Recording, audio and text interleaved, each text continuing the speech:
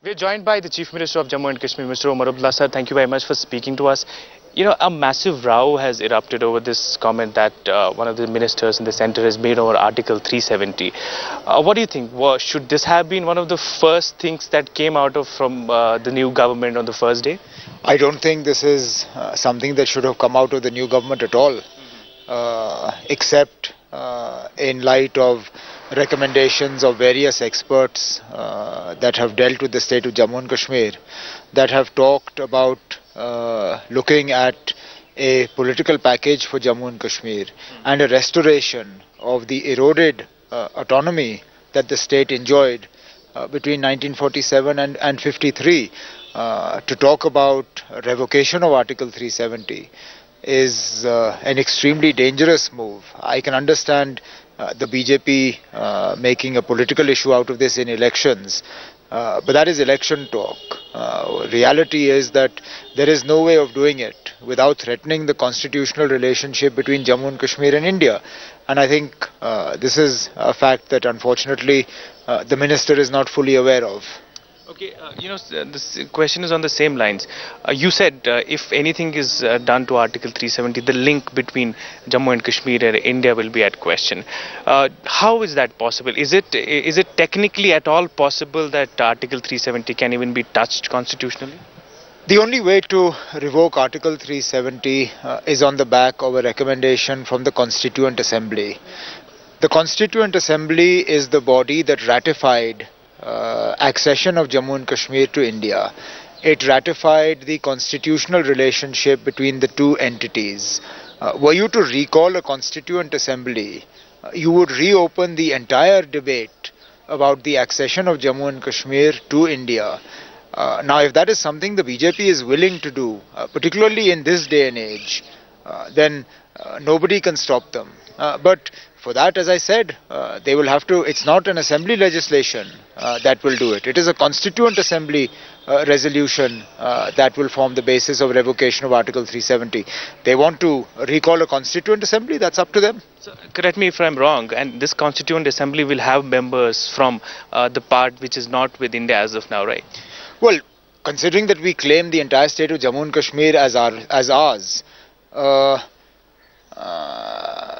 and the BJP are at the forefront of saying that that side should also be brought back. I mean, look, all this is highly theoretical. Who's going to call a constituent assembly? I mean, do they really want to reopen this question which was settled in 1947? I mean, they criticize us for talking about a pre-53 position. They're taking us back to pre-47. Will it also trigger the larger debate of certain sections? We were talking about, say, self-determination or freedom for Jammu and Kashmir. I don't know what it will trigger. I do know it will trigger a lot of uncertainty because please understand, this is not just any minister. I can understand if this was a minister from a slightly less important portfolio. But this is the minister in the Prime Minister's office. This is the minister who we believe has the ear of the Prime Minister, who expresses the Prime Minister's policies. And therefore, for the Minister of State in the Prime Minister's office to suggest that they have started the process of revocation of Article 370, you can imagine the kind of misgivings that it will create amongst the people here. Instead of us being in a position to, if not celebrate, at least be quietly satisfied that the two Prime Ministers of India and Pakistan met, instead we are plunged into this debate as to what our status is going to be. Also, RSS today came out and lashed at you, very sternly saying that this is not, quote unquote, a personal estate of Omar Adbullah that he's talking about. It's delinking from the rest of the country. How do you react to that? I've never said it's my personal estate. But I'm a citizen of the state of Jammu and Kashmir, and the RSS can't take away my right to express an opinion. I don't owe allegiance to the RSS, and they are not my Mai-Baap. I speak for the people of Jammu and Kashmir, and no RSS wala will ever be able to silence me. Are you happy that the meeting that happened within the two prime ministers did not have a mention of K-word? Are you sort of upset about the fact? I'm neither upset nor happy. I wasn't expecting any groundbreaking developments in this meeting.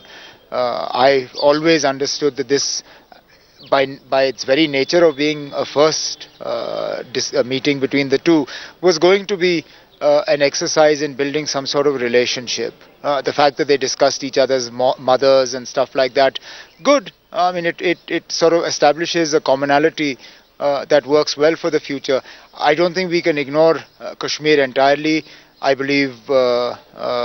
Nawaz Sharif's mother received a Kashmiri shawl from Prime Minister Narendra Modi. So a little bit of Kashmir has gone back as a result of this meeting, and hopefully it'll stand us in good stead. Still, one last question on this Article 370. We've heard that your party is meeting today. They talk about it. Is there a roadmap which sort of addresses to the concern of the people that there could be some changes in Article 370 in this government? I don't believe any changes are possible except changes that the people of Jammu and Kashmir are willing to accept, and a revocation is not going to happen.